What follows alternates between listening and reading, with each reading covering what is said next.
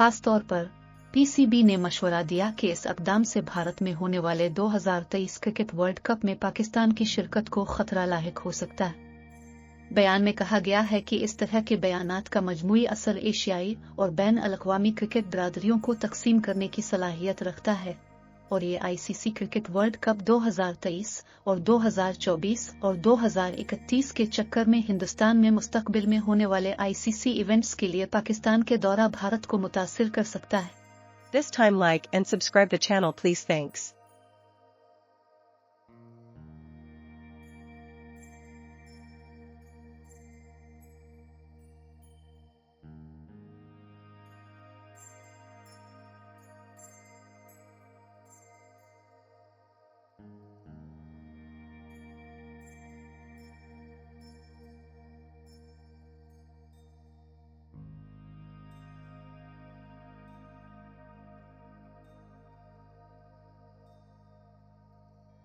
This time like and subscribe the channel please thanks.